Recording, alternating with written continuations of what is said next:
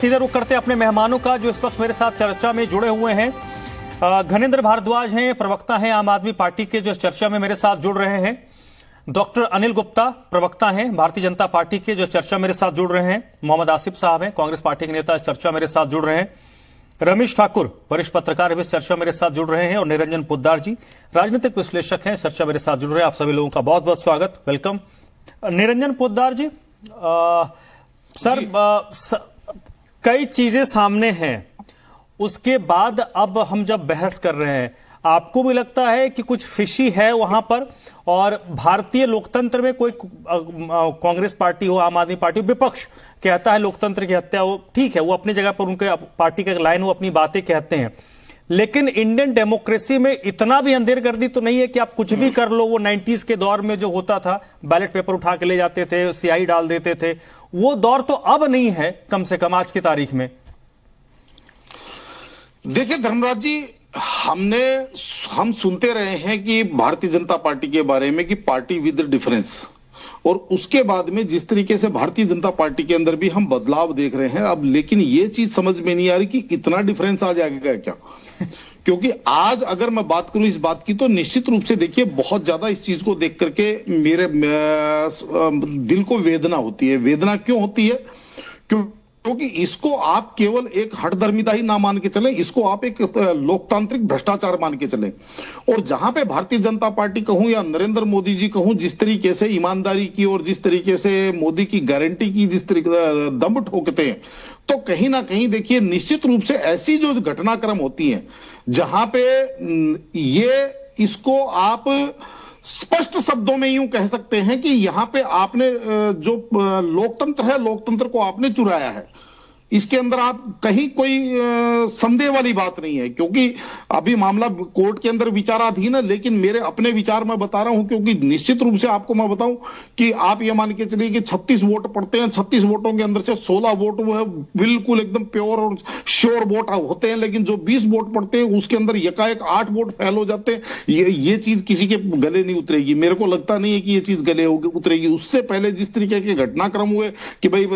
जो पीठासीन अधिकारी है उसके बारे में बात हो रही है, या जिस तरीके से पहले चुनाव टालते आ रहे की बात, भाई अगर आपकी कहीं कोई कमी रही है तो आप वहां सुधार कीजिए। इतनी अति महत्वाकांक्षा जो है ये भी मेरे हिसाब से कहीं भी उचित नहीं है। और मेरे को ये चीज समझ में नहीं आई कि जब आज भारतीय जनता पार्टी को पूरे देश के अंदर लोगों की स्वीकारोक्ति मिल रही है, तो भारतीय जनता पार्टी को चंडीगढ़ नगर पालिका का, नगर निगम का एक मेयर के लिए इतनी निचले स्तर के ऊपर जाकर के राजनीति करने की आवश्यकता क्या है? मेरे को यह चीज समझ में नहीं आई। क्योंकि इससे आप ये और मान के चलिए, मैं आपके चैनल पे और बताना चाह रहा हूं धर्मराज जी की, कल को अगर जो भी चुनाव फेयरफुल होगा, वहां पे भी अगर कोई आरोप लगेगा तो निश्चित रूप से मन के अंदर एक संदेह के दायरे में रहेगा कि भाई जैसे चंडीगढ़ में हुआ। सर, आपने एक वैलिड पॉइंट रेज किया है कि जब देश में ईवीएम को लेकर एक चर्चा बहस छिड़ी हुई, एक वर्ग उसको लेकर बहुत सवाल खड़े करता है। निरंजन पोद्दार साहब, अगर जो आज जिस परिदृश्य में हम बात कर रहे हैं, अगर वो सीसीटीवी फुटेज नहीं आता, देखिए अब आरोप प्रत्यारोप तो चुनाव हार जीत के बाद तो होती रहती है, लेकिन जो बातें कही गई, जो आरोप लगाए गए, मसलन कि वहां पर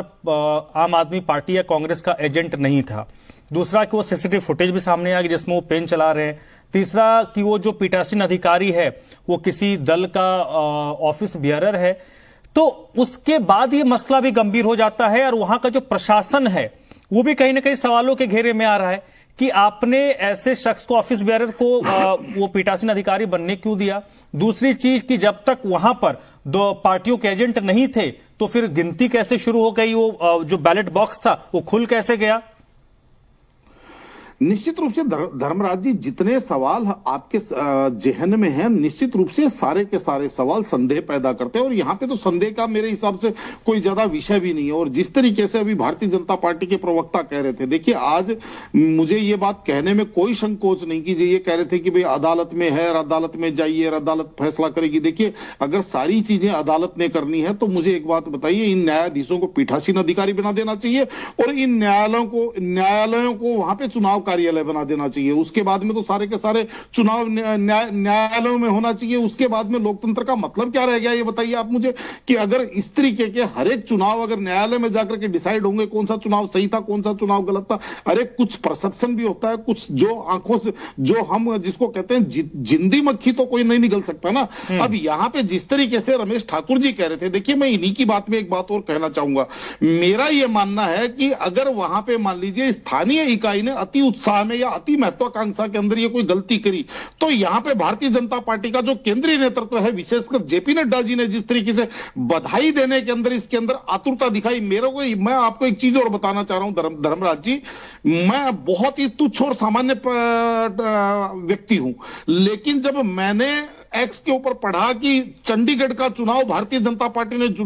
जीत लिया, तो आप यकीन मानिए मैं खुद इतना व्याकुल हो गया कि है ऐसा कैसे हो गया, मतलब ये आश्चर्यजनक घटना कैसे घट गई। क्योंकि पहले पूर्व में निर्धारित था कि भाई उनके पास 20-21 वोट अपोजिशन के पास कंफर्म थे और इनके पास जो वोट थे वो 15-16 वोट थे, तो निश्चित रूप से ये लग रहा था कि भाई एक आध अगर झोलमाल भी होता तो भी कंफर्ट मार्जिन से वहां पे आम आदमी पार्टी गठबंधन जो है वो मेयर बना के जाएगा। लेकिन अब अचानक ये देखा, तो कहने का तात्पर्य जब मुझे इस चीज का आश्चर्य हुआ, मैंने जब इस चीज की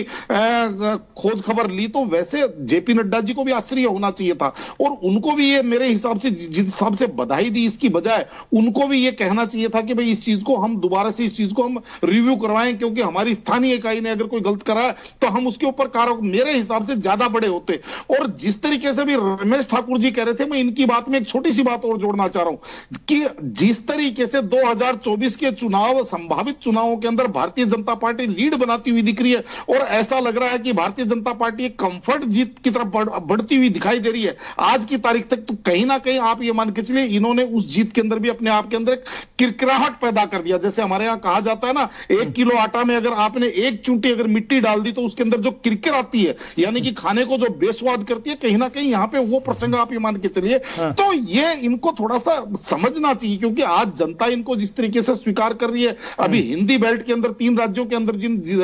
अनपेक्षित इनको जैसे परिणाम मिले, तो ऐसी स्थिति के अंदर मेरे हिसाब से पार्टियों की जिम्मेदारी ज्यादा बढ़ जाती है, पार्टी नेतृत्व की जिम्मेदारी ज्यादा बढ़ जाती है कि लोगों का भरोसा ना टूटे उनके ऊपर। ठीक है, निरंजन पोद्दार साहब, 10 सेकंड सर, जल्दी से, बिल्कुल टाइम ही है।